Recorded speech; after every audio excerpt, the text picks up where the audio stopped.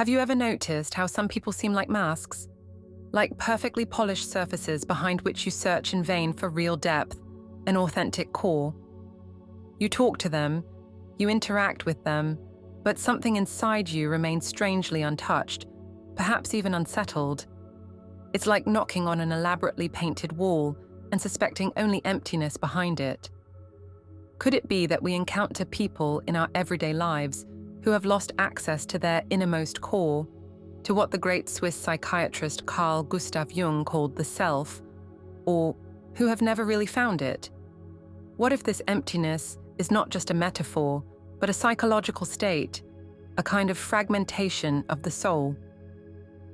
Imagine if we asked the world this question: do you believe that every person lives from their true center? The answers would probably be as varied and uncertain as those to the question about the soul. Many would probably answer yes, out of politeness or conviction. Others would hesitate, perhaps thinking of their own masks or the facades of others. This quiet feeling that many people, perhaps even ourselves at times, are not living authentically, that they are controlled by something other than their true core, is an echo from the depths of our collective unconscious.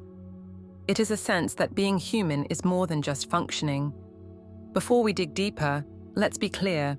When we think about a kind of soullessness here, inspired by Jung, we don't mean malice or a lack of intelligence. We are talking about a lack of integration, an alienation from one's deepest potential, from the self. It is the state of a person who may be perfectly adapted to the outside world, but has lost touch with their inner source.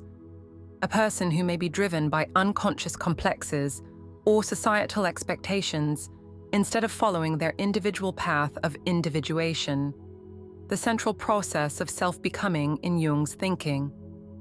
It's a subtle but profound concept, and the fact that you are here, that these questions are on your mind, may be a call from your own self to look deeper.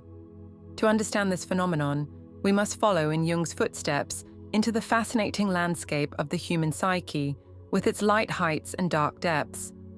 Are you ready to let the masks fall? Now, let's turn our attention to Carl Jung's perspective on the structure of our psyche. Jung did not see humans as purely rational beings controlled by their conscious ego. For him, consciousness was only the tip of the iceberg. Beneath it lie vast, unexplored depths. The personal unconscious, filled with our forgotten memories, repressed feelings, and complexes, and even deeper, the collective unconscious. Imagine the collective unconscious as the psychological heritage of all humanity, a shared database of universal patterns, instincts, and images that Jung called archetypes.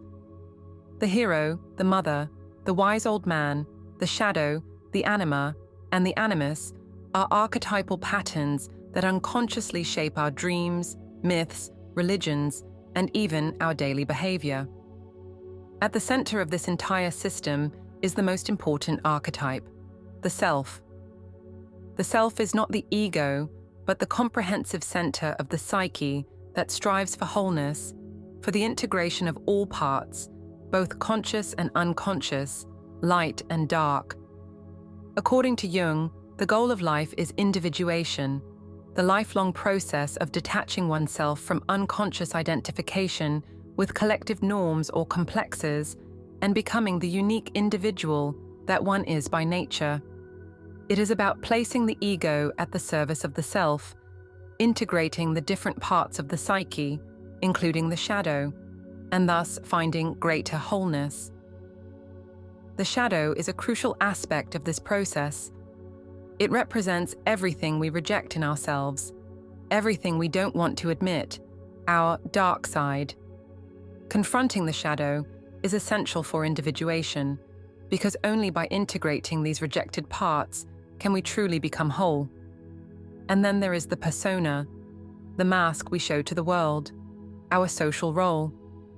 It is necessary for functioning in society, but if we identify too strongly with our persona, if we forget who we are behind the mask, we lose touch with our true self.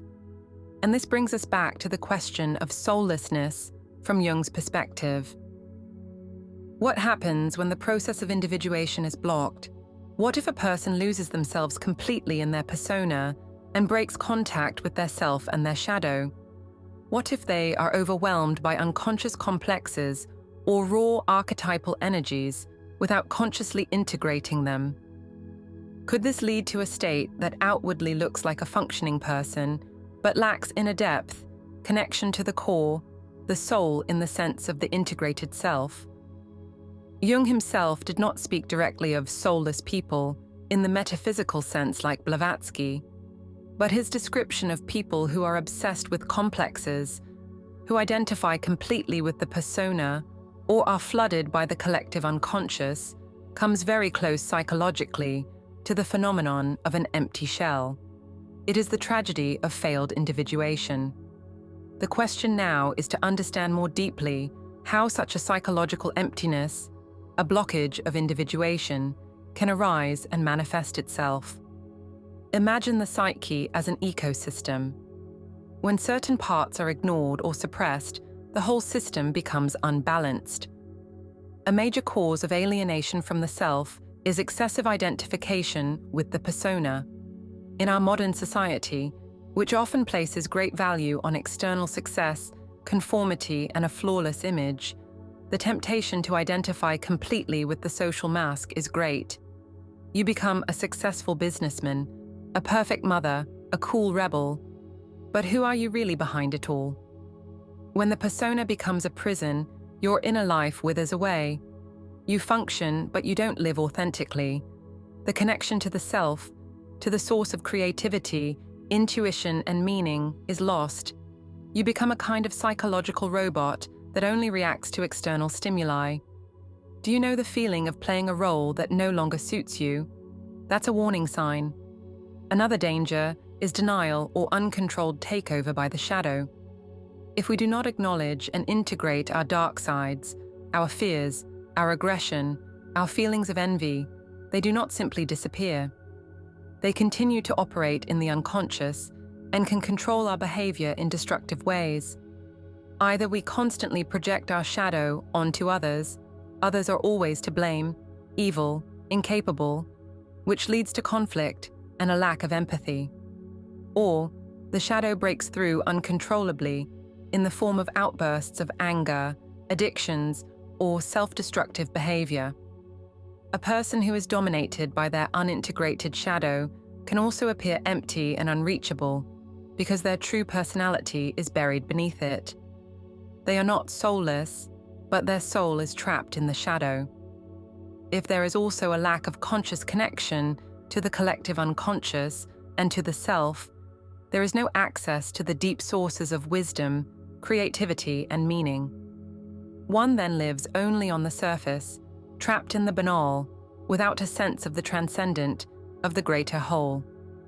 Life becomes mechanical, repetitive, without inner resonance. And here, we see the connection to the NPC meme from a Jungian perspective.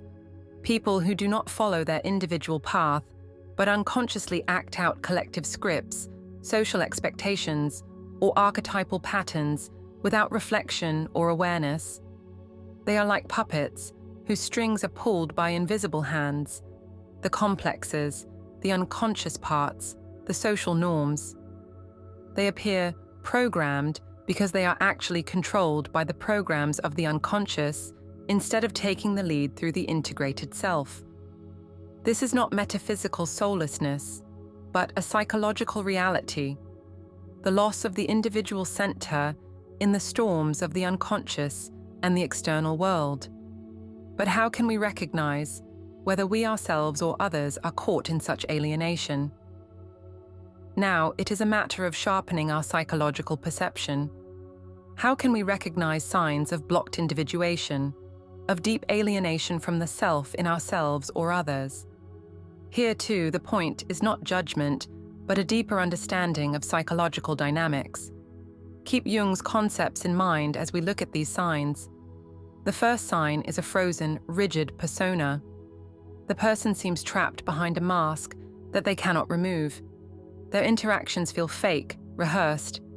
They lack spontaneity, vulnerability, and the ability to show their authentic self. The person may be charming or successful, but they lack the tangible presence of a genuine inner core. It is as if you are interacting with a facade, not a human being. The second sign is the massive projection of the shadow. People who have not integrated their own shadow tend to constantly project their undesirable qualities onto others. They see enemies everywhere, criticize incessantly, and blame others for their own misfortune. They lack the ability to self-reflect and empathize, because empathy requires us to recognize the humanity, including the flaws, in others and in ourselves. A person who lives in constant projection often comes across as harsh, judgmental, and empty inside, because they avoid contact with their own depths. The third sign is a lack of symbolic life. Jung emphasized the immense importance of dreams, myths, art, and rituals for mental health. They are the language of the unconscious, the bridge to the self. People who are deeply alienated often have no access to this symbolic dimension. Their lives are purely pragmatic, materialistic, or intellectual. They cannot relate to dreams, art does not move them, spirituality is alien to them. They lack resonance for the numinous, the mysterious, that which transcends the purely rational. This inner desert can manifest itself as a feeling of meaninglessness and emptiness. The fourth sign can be emotional numbness or uncontrolled outbursts of emotion. Those who are cut off from themselves often have difficulty processing their feelings in a healthy way.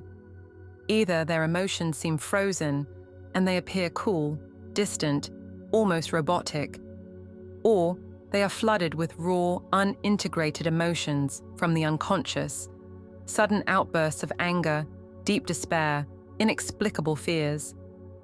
The regulating and integrating power of the self is missing. The fifth sign is a strong resistance to any form of inner work.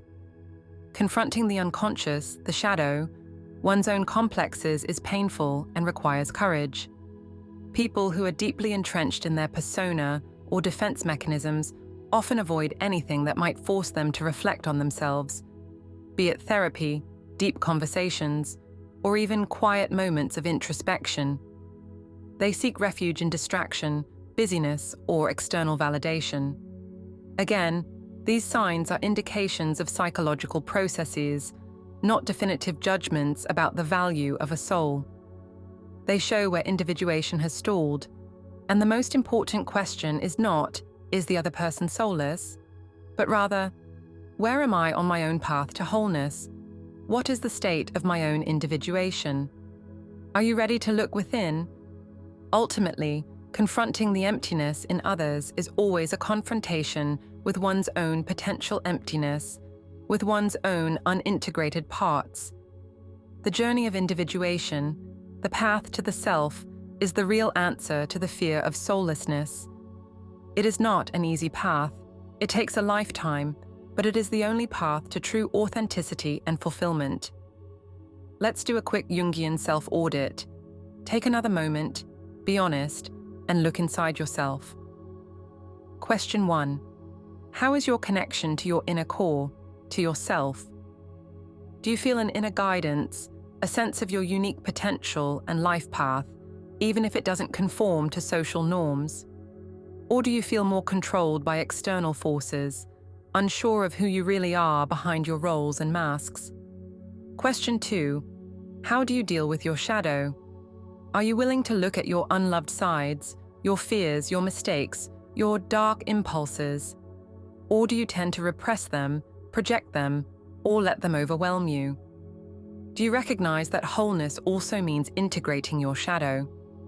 Question 3. How do you nourish your symbolic life?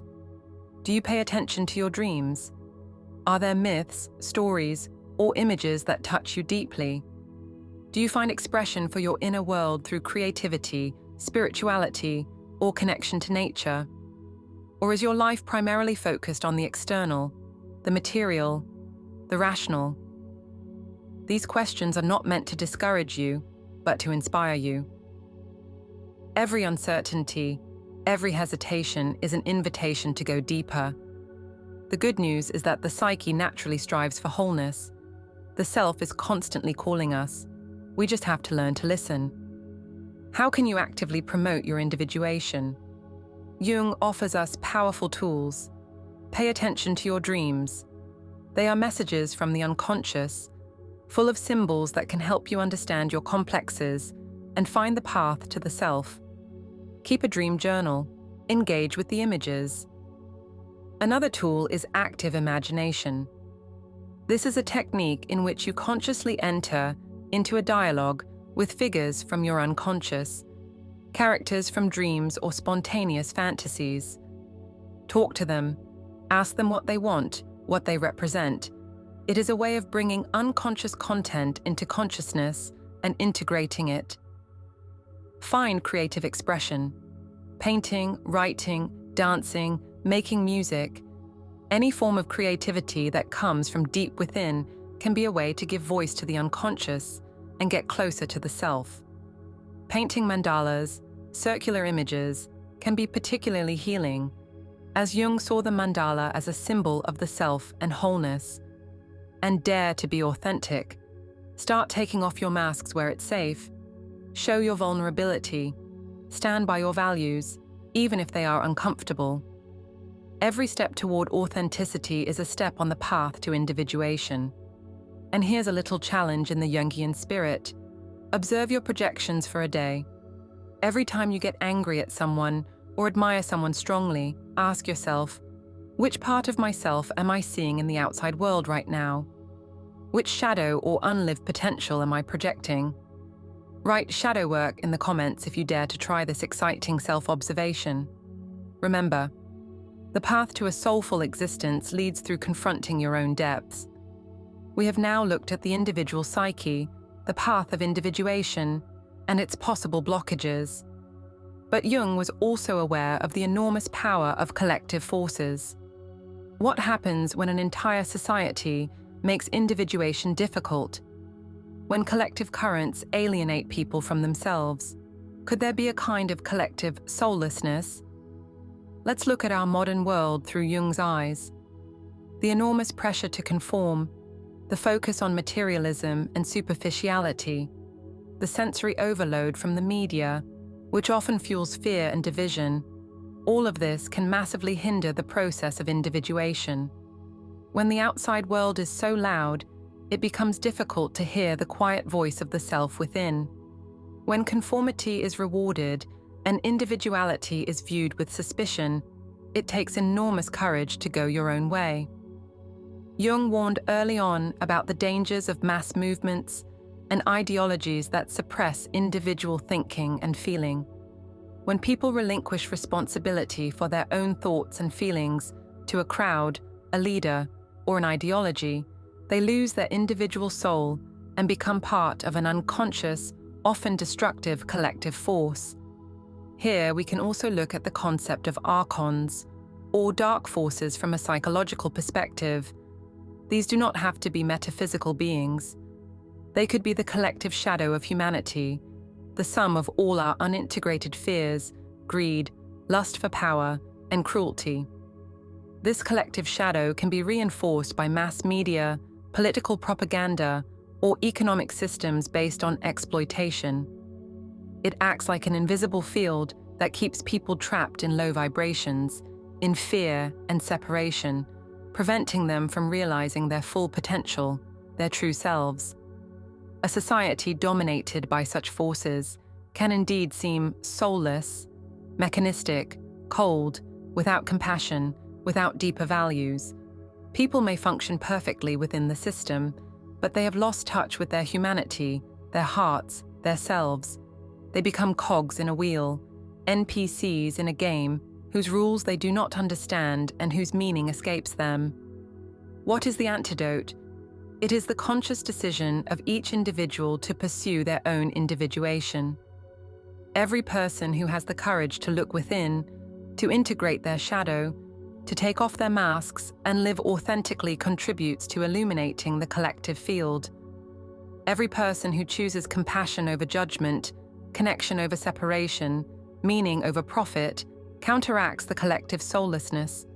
Your inner work is not only important for yourself, it has an impact on the whole.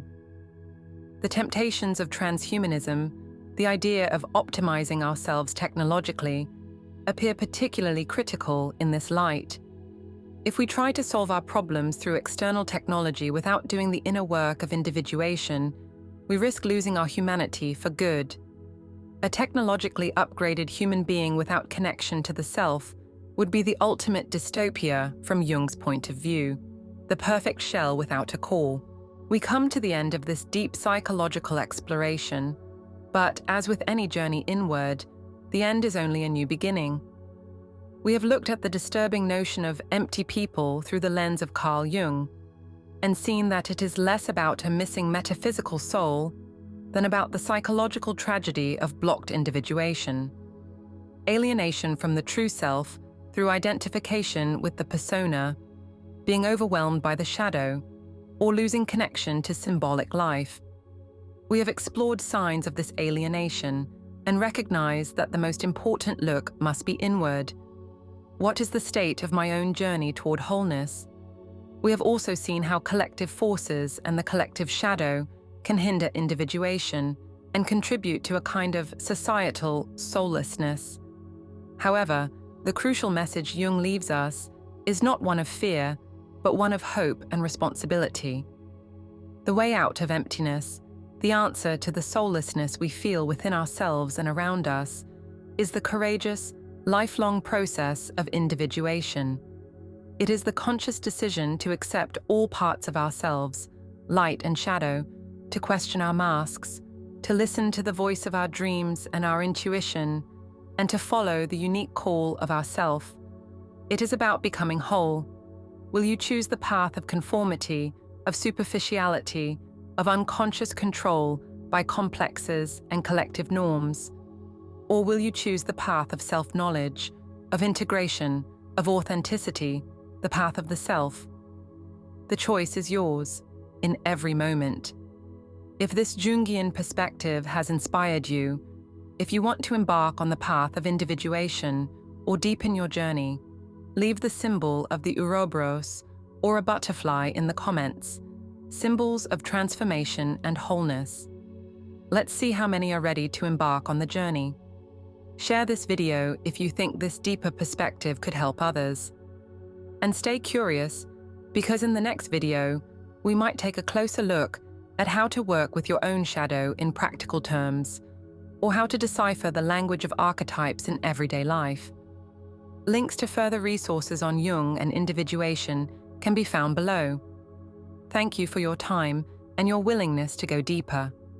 Remember Jung's wise words, which can guide us. He who looks outside dreams. He who looks inside awakens. Your awakening begins now.